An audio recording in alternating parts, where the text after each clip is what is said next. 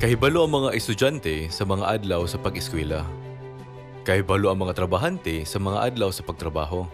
Ang katawhan sa Dios kinahanglan kahibalo usab sa adlaw sa pagsimba sa Dios. Unsang adlaw kita gisugo sa Dios sa pagsimba kaniya? Exodus chapter 20 verse 8.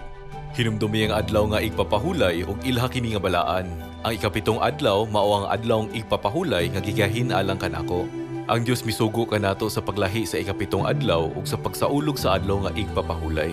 Busa, kinahanglang simbahon nato ang Dios sa adlawng igpapahulay sumala sa gisugo sa Dios. Nganong gisugo kita sa Dios sa pagsaulog sa adlawng igpapahulay?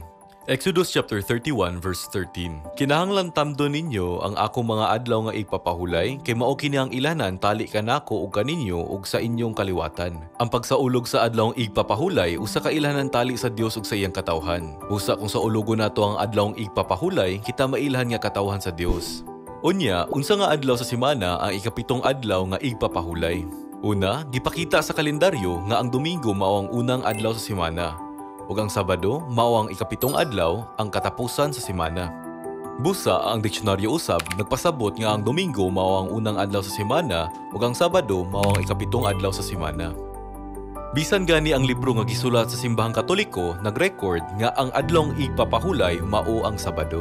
Sa dili paghisgot sa laing sumbanan, dili ba tanang Kristiyano kay obligado sa pagbalaan sa Domingo ug kinahanglang maglikay sa kana nga adlaw sa ilang mga buhat?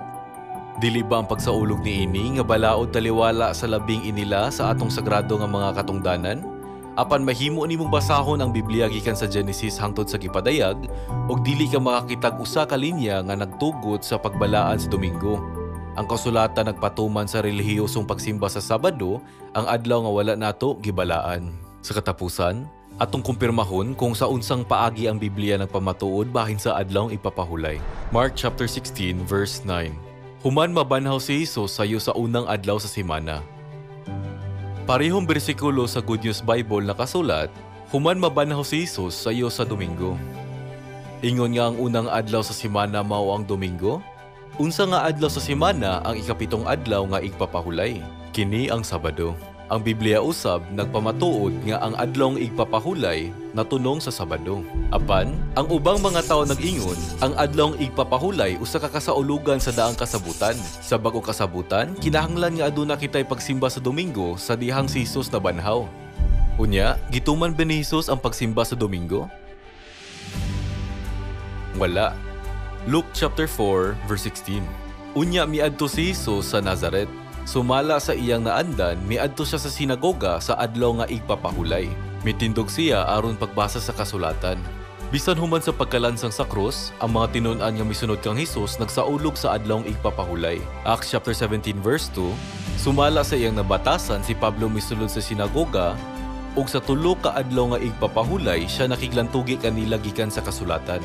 Bisan human sa pagkalansang ni Jesus sa krus, ang mga tinun-an nagpadayon sa pagsaulog sa adlaw nga igpapahulay nga nagsunod sa panig-ina ni Jesus. Kita, usab, kinahanglan nga magsaulog sa adlawng igpapahulay pagsunod sa mga panig-ina ni Jesus ug sa iyang mga tinun-an.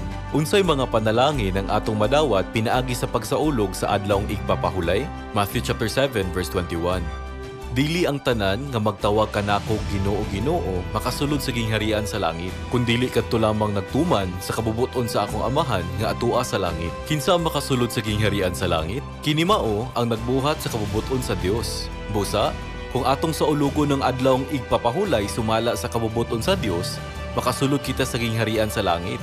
Palihog sa uluga ang ikapitong adlaw ipapahulay sa Sabado ug makadawat sa panalangin sa pagsulod sa gingharian sa langit.